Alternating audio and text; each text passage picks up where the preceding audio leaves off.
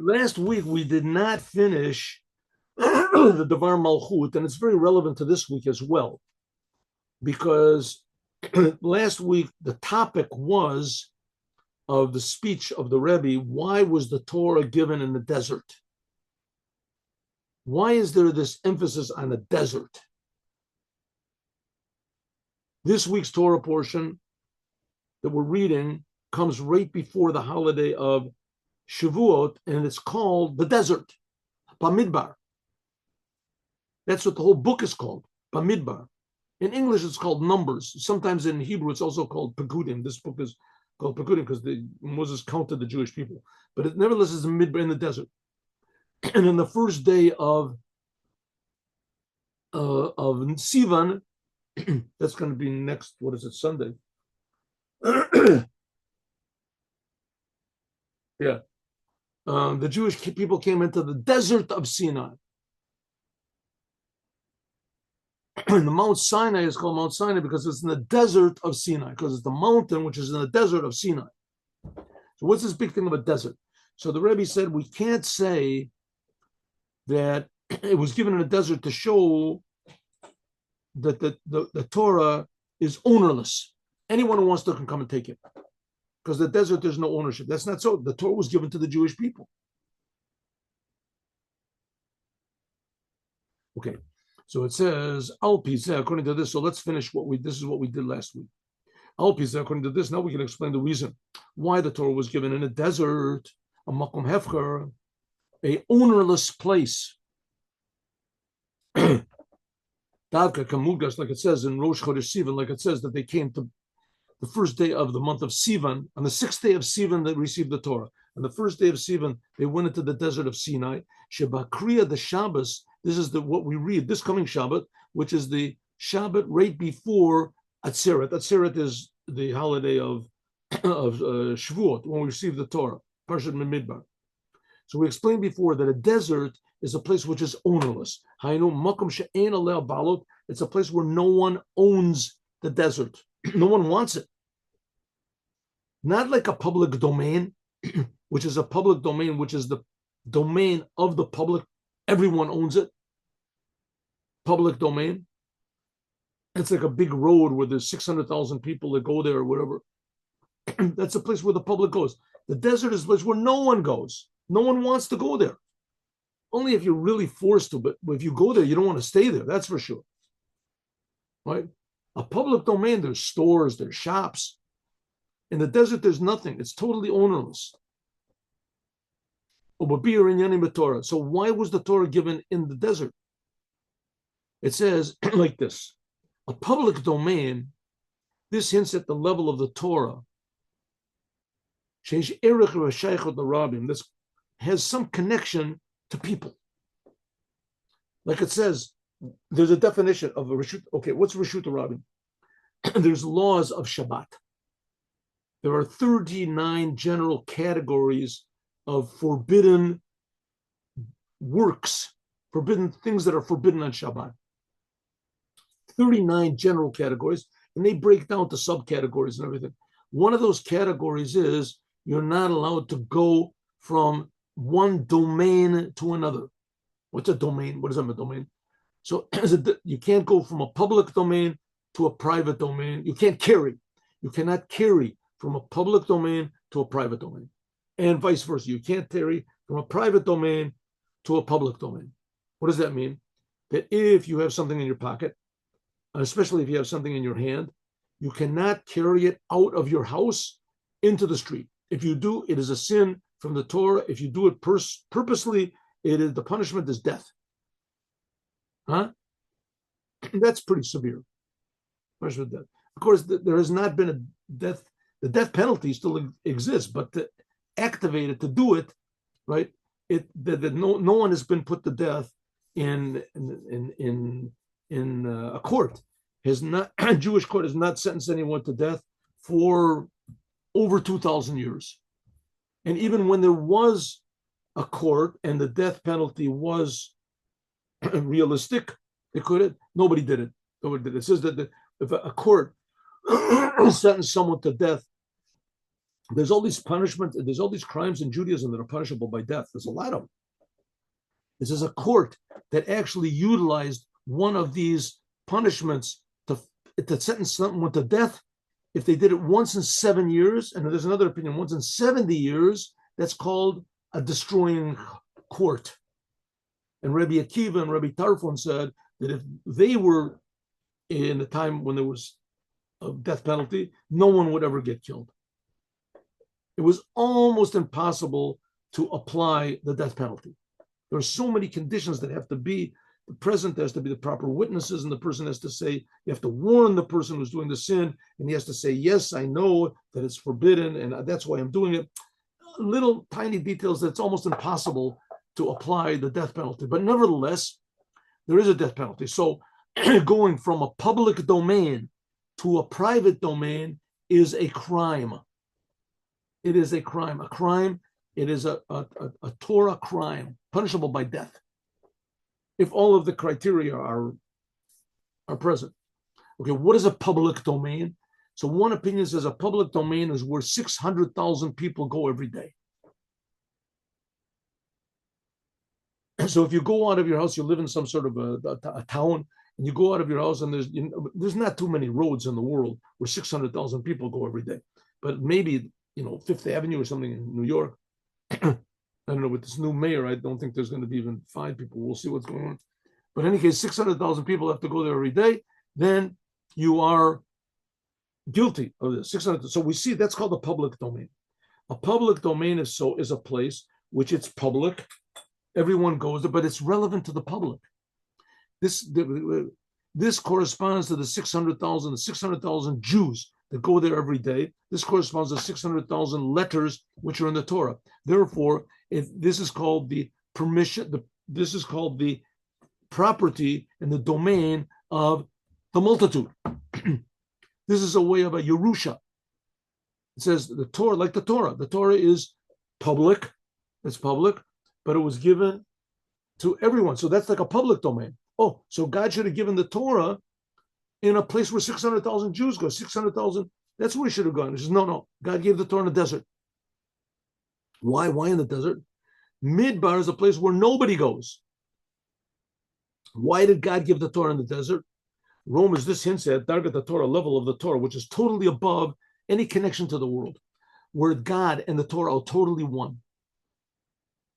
Maimor Echad, that's the one utterance. Remember, we said that the world was created by God in 10 utterances, but he could have created it in one utterance. Why does it say 10? It says in order to give reward to the tzaddikim, etc. But the fact is that God could have created the world with one utterance, and the Rebbe said he did create the world with one utterance. Just the fact that God created anything that's being created. And that's this one utterance, pure godliness. The world does not really exist on its own. It doesn't exist on its own. The world is a big miracle, a constant miracle, no matter what we're talking about, whether it's a stone, whether it's a person, everything is a big miracle. It's all being created from the one utterance of God. Shemitzat Atzmo, that itself, it can't be owned by anybody, certainly not the multitude, because there's no existence.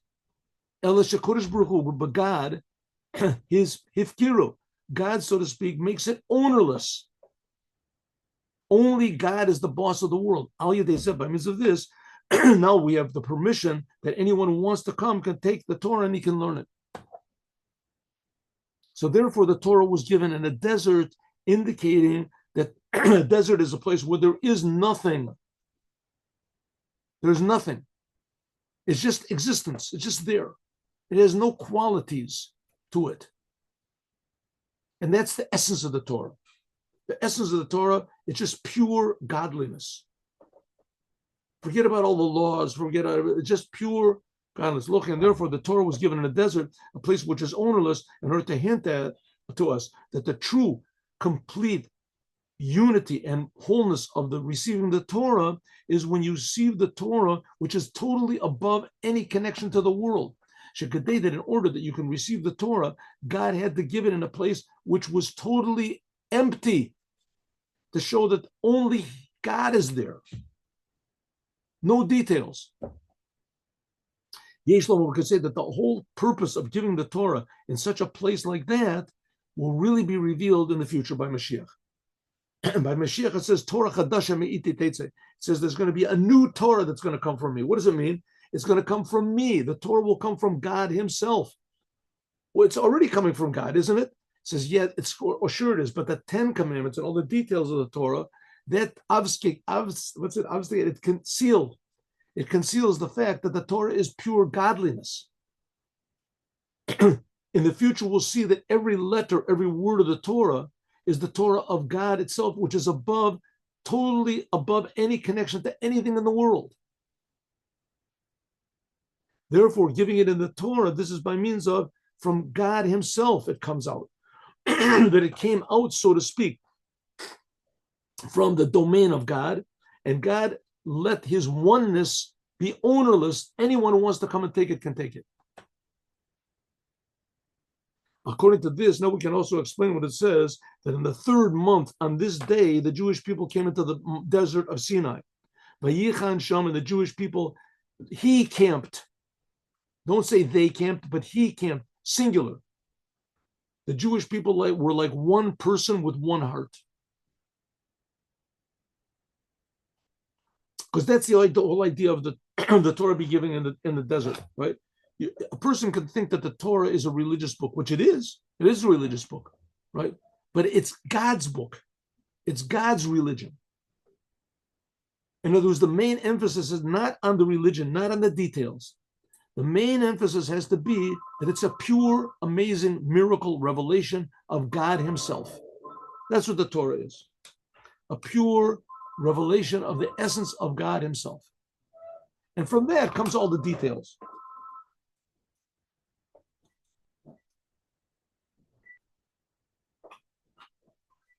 So when you do the details of the Torah, you're reminded that the main thing of the details is that there are no details. It's just pure godliness. That's why it says that the Jewish people became like one. We actually did this before, but we didn't finish it. Since the Jewish people hated contention and arguments, and they love peace, so therefore they made their encampment, not the first encampment, before Mount Sinai. So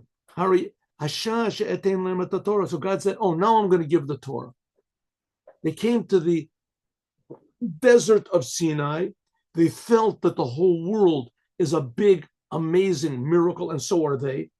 And now they know that God is going to give them the Torah, which is the revelation of the creation, of the Creator in the creation.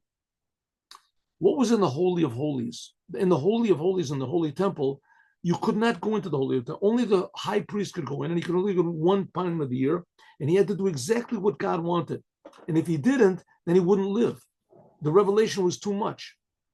In other words, all of his details of his life would be taken from him.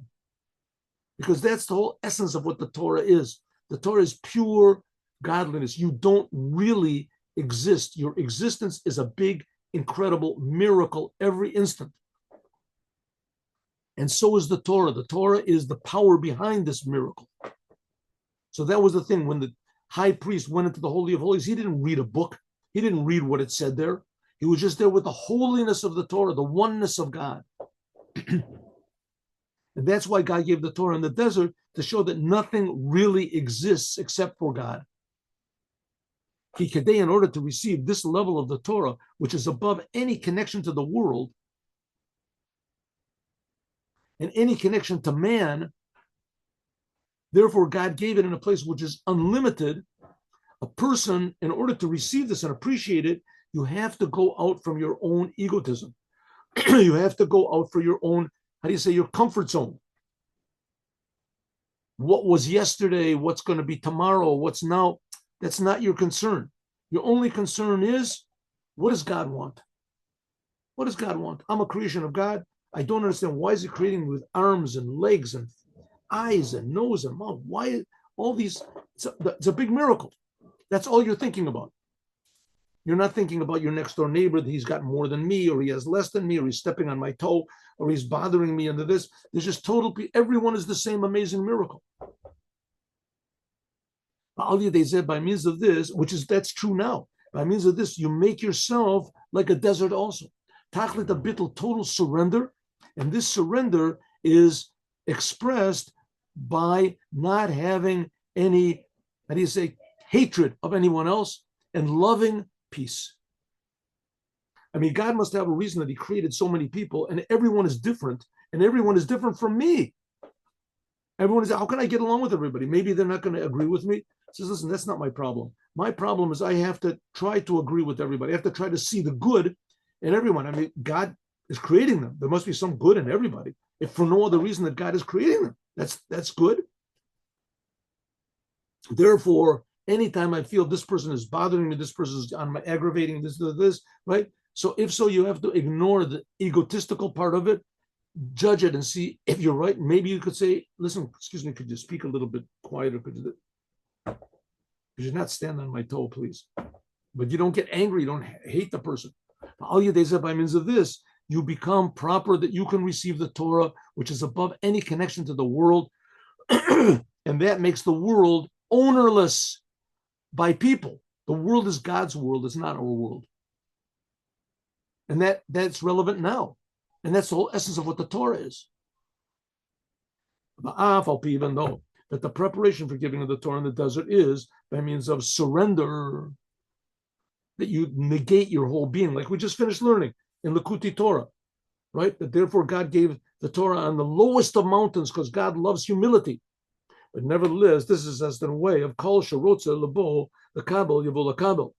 Nevertheless, you have to go and take the Torah. A person has to be assertive. He has to go and grab the Torah. Not like it says that God just gave it to us as a gift. We're like little, like little chicks or whatever, little birds in the nest. We just, open the mother stuffs a worm in his mouth. God is stuffing the Torah into us. No, we have to take it. This is the level. This is stressed.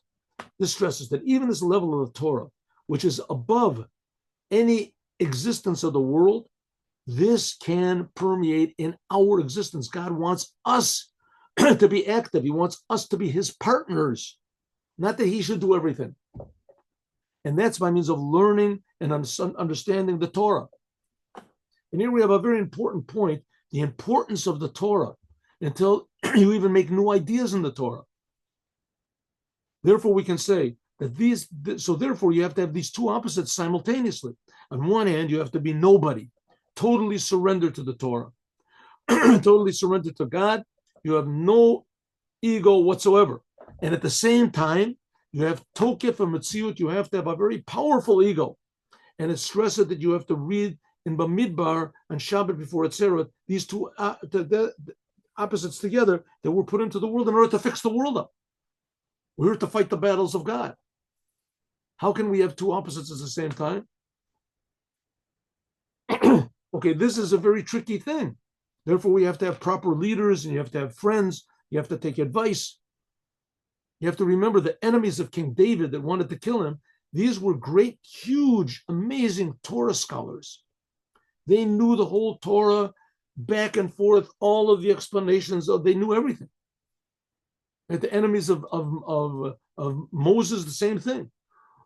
So it was also the same thing with all the prophets.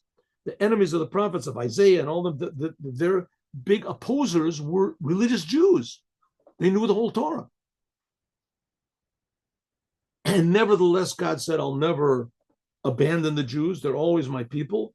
I know they're very difficult people, but nevertheless, that's it. They're always going to be mine. And now when the Jewish people just have to get the point. What's the point? To be surrendered to God. But this thing that you use, your energy you use to oppose King David, and the energy you use to oppose Moses, and the energy that you use to oppose all of the prophets, that same energy has to be used to oppose your own negative urges and impulses and thoughts and selfishness, etc.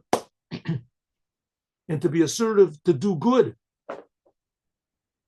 to learn more Torah, to do more commandments, to have help, be more helpful, to be more pleasant.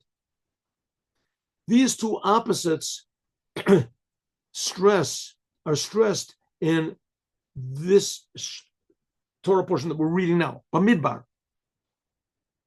Bamidbar, that's what we're reading this week. In Bamidbar, it begins, Vayidaber Midbar Sinai, the desert of Sinai. That's the name of the book and the name of this Torah portion, and also the name of the whole book that we're reading now. This indicates desert. Midbar is the desert. This indicates on total surrender to God, like a desert. And in the desert, you can walk. Anyone can walk on the desert. Nobody, you don't say, don't step on my sand. There's no. The whole point of this is counting the Jewish people. Bamidbar, the main topic is counting the Jewish people. That because of this, it's called Chumash Pekudin. Therefore, the book is sometimes called Chumash Pekudin. That's where we got the name Numbers in English. It's also called, in Hebrew, it's called Chumash Pekudin. This indicates on the fact that on one end, we're in the desert where everybody is nothing and they're all equally nothing. We're all just creations of God from nothing. On the other hand, how does it start off? With counting the Jewish people. Counting the Jewish people means that every single person is important. And not only that, it's indispensable. Is essential. No one is extra. Like it says, a thing which is counted is never negated. The thing that's counted, it always retains its identity. Godel HaChashivus, the importance is because the dearness of the Jewish people, God counts them constantly. That all of the Jewish people and each and every individual of the Jewish people is important to God. And if you're listening to this, it means that God is creating you now. So you must also be important. But the Jewish people have a special importance. They are what they call public servants. We can add on that both of these opposites, we said before, are stressed. And the reason of reading this Bamidbar on the Shabbat before Atzeret, before the holiday of Shavuot. The holiday of Shavuot is going to be, when is it going to be? Next week. Wednesday, is it? I don't. Give me a second. Give me a minute. I think that just a second. There we go. Friday, Thursday night. Thursday night. That's right. Next Thursday night is the holiday of Shavuot. Thursday night.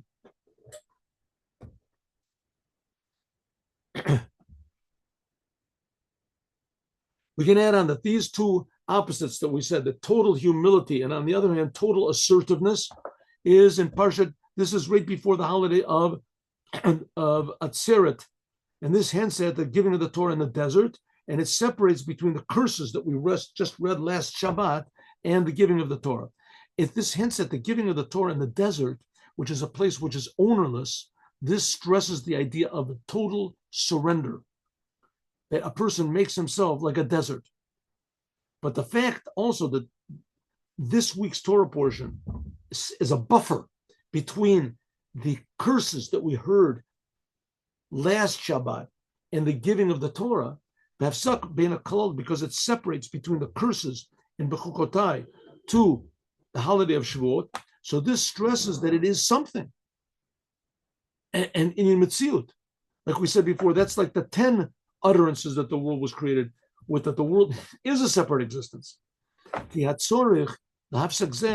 to have a buffer, a separation, a wall between the curses that we heard last Shabbat and the receiving of the Torah that we're going to receive in a few days. This is because the Torah is the source of all of the blessings. Not a few days, we're going to next week. This is stressed at the beginning of the Torah. This is stressed by the fact that the Torah is the source of all blessings. That's why the Torah begins with the letter Beit. Beit is the first letter, the first initial of blessing, bracha. Beginning with the most important blessing that there can be, which is in the form of the letter beit. It says the letter beit is closed up on 3 sides, and it's open on one side. Why is it the letter beit open? What is this telling us? This hints at that the world was created by God in such a way that it is surrounded by only 3 sides, and one side we have to fix up. It's open. That man, by means of our work, we should complete and close up the other side, the 4th side. And in this, it stresses the importance of a man. That man is assertive. Man has the ability to change, to fix up the world. That's why we were chosen as partners with God himself. How can you partner with God? Well, that's what God chose us. It says man was supposed to be a partner with God. That's what we are. So on one hand, we're absolutely nothing. God is creating us from nothing. And on the other hand, we are a big something. God is creating us to be a something, that by means of man, that the world can be enclosed by meaning on all 4 sides. There's no place for uncertainty, for open, how do you say, for bad things to come in. Katsir, a mem, like the letter of mem, which that's mem, stuma, in the middle of the letter, that this hints at the gula. Okay, so the letter mem, it says there's a marba misra. There's a pasuk in Isaiah that hints at the Moshiach is going to come and he will increase justice in the world. He'll increase, how do you say, the truth in the world. That's misra, truth. It says increase, but it's interesting because the letter marbe, instead of a mem with a little hole in it, which that's usually mem that comes at the end of the word, is closed. Here we have a mem in the middle of the word and it's closed. That indicates a closed mem, that's like what we're supposed to make in the world. The world now is created with the letter beit, which it's open, which means it's open to all sorts of bad things. And Moshiach is going to come and close it. That's referring to the future redemption, that it's made by our service, what we do now, that we close the 4th wall of the letter beit, right? The letter beit is on 3,000. We close this. That's by adding the aleph, alufo shalom, in the word gola that makes geula. We can attach this also. We can contest. We can also to this what we said before. And what should we actually do? What are we supposed to do? Here we go. First of all, gather people together on Shabbat in synagogues, places of learning, and teach Torah in public, including a way of Hamidu Talmidim Harbe. You should make a lot of pupils, make a lot of students, make the Torah available, and make it available. That's the purpose of these classes that I'm giving, that right? People should listen, learn Torah, even for 5 minutes, 10 minutes. That the words are said. Shabbat should be said, especially on Shabbat when people are free, and especially Shabbat Mavurchi. This is the time of the giving of the Torah. How much more so we should gather people together to learn Torah. Number 1. Number 2, to arouse and to hasten in every single place, and that people should come to hear the 10 commandments being read. You bebeti knesset, and all of the children should come. You'll see next week, maybe one day I'm going to take off in the morning because I go to these. I've been doing it already for 30 years. I used to have a Chabad house in a nearby city, which was called Or Yehuda. Now the city has increased. It's like 10 times as big as what it was when I was there. But I used to go into the different synagogues, and I would ask them for permission to gather children there. Then I would go to all the schools and tell the schools to send the children to the places, to the synagogues at a certain time. And I would come there. I had a guitar with a amplifier, and I would go and I would speak to the children. And they would gather hundreds of children. Sometimes they would gather them outside, and it was incredible. Hundreds of children, these little children from the 1st grade, the 2nd grade, and I would sing a song to them and tell them a little story, and tell them. Then the children would repeat after me, the sayings and the prayers to God. was really amazing. The whole thing took maybe 15 minutes, 20 minutes, but the gather children together, and I would tell the children that on the holiday of Shavuot, there will be the reading of the Torah, and I would arrange it, reading of the Torah in this synagogue at this time, this synagogue at this time, and you'll come. There'll be the popsicles, and there'll be a lot of candies, and there'll be prizes, there'll be this and that, and kids, and hundreds of kids came, and I do that now. I'm going to do it next week. That's what the Rebbe said. Gather children together, even the smallest children, even children which are just in the crib, that they should, because they were the ones that were sureties, they were the collateral for receiving the Torah.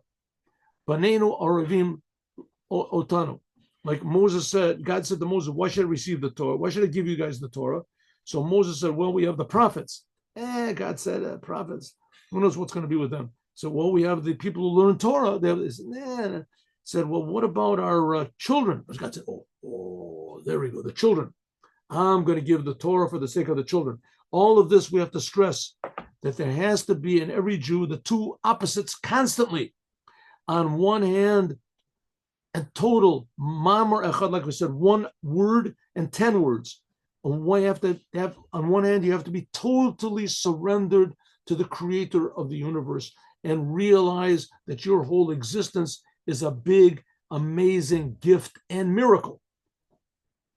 And that the whole world is an amazing gift, an amazing miracle every single instant. And at the same time, so therefore I am nothing. At the same time, the world is created with 10 utterances. You have to realize I am something, and God is creating me to be something, and God is creating me to fix the world up, and to be assertive, and to be positive, and to be brave. That we said before. On one hand, you have to have total surrender to the oneness of God, and the total surrender to unite all of the Jewish people. Hakil Kelos, to gather people together, and especially by means of the unification of the Jewish people, men, women, children, in the time of reading the 10 Commandments. Namely, the unification is not only with with people that are on our level or on our learning Torah, that they know how to learn Torah, etc. Geniuses in learning Torah. Even if people are more genius than you, but they don't know anything whatsoever, nevertheless, you have to gather people together and teach them Torah. And you'd be amazed how the Torah unites everyone, all the Jews. Because in fact, the Torah is the wisdom of God, and it reminds people that there really is God, and that God really does exist, and exactly even more, that the only reason we exist is because God exists, that God is creating us. And even though this is incomprehensible, this idea, but it's a fact, and you feel it when you learn the Torah. Even the smallest children, that all of them should come to the synagogue to realize that even the greatest Talmud scholars and the smallest baby who's 1 month old are exactly the same level. And on the other hand, together with total surrender to God, and all the Jewish people are exactly the same, you also have to stress that all of the Jewish people are different. Each Jew is different from every other Jew. That every single Jew should receive the Torah and learn the Torah according to his understanding and his way. Each and every person according to his way.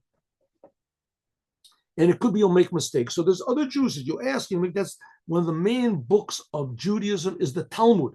And the Talmud is all arguments, the Babylonian Talmud. Arguments here and there, because arguments are precious in Judaism. Everyone has different opinions, and it's a wonderful thing that people should argue with one another, but you have to know that it could be your opinion is wrong. It could be that your opinion is not accepted.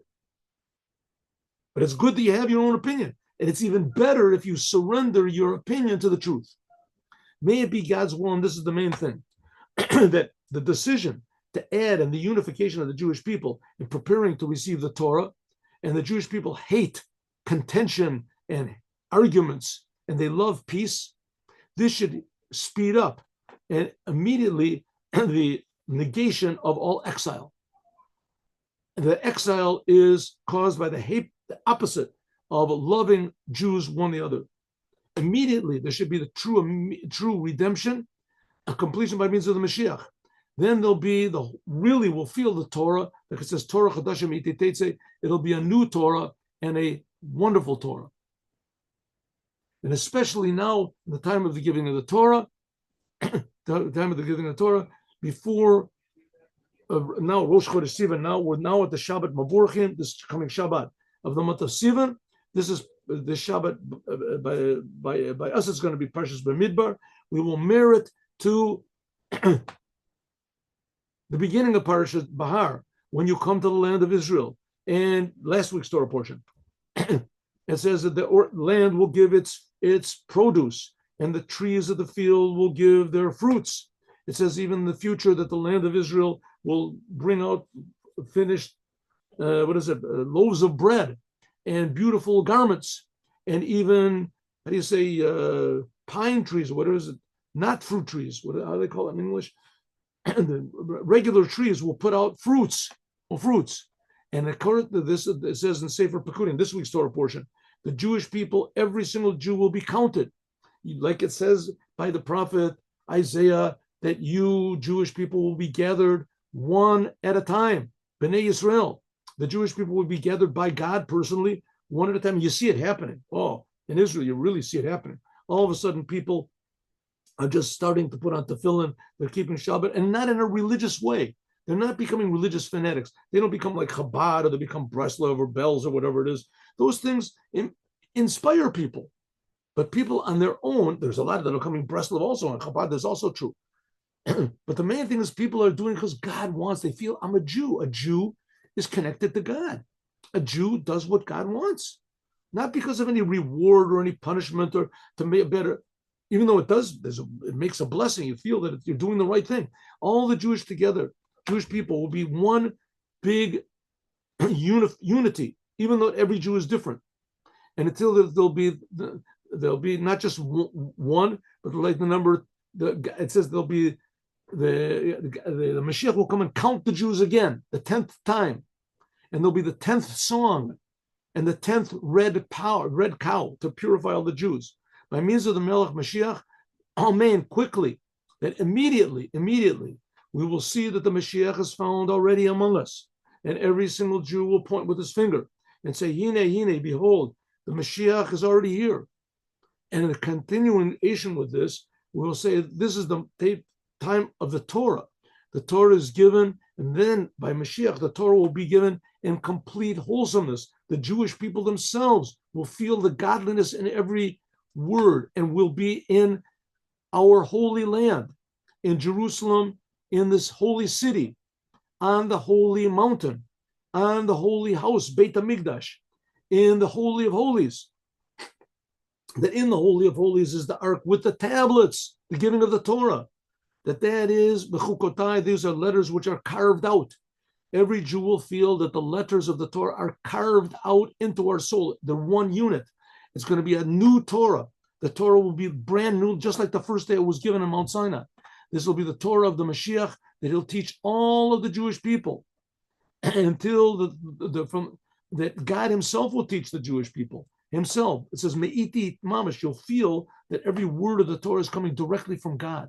Like it says, Lo yilmad od ish et re'ehu, that people will not have to teach one another because everyone will know God. Lo yakanef od morecha, says that God will not be concealed for everybody, from anyone, and your eyes will see your master immediately now. That's the true idea of the Torah, the oneness of God, the oneness of the Jewish people, and eventually the oneness of the whole entire world in creation, in the oneness of God expressed in every detail of the world and in every single human being. It'll be a happy, healthy world.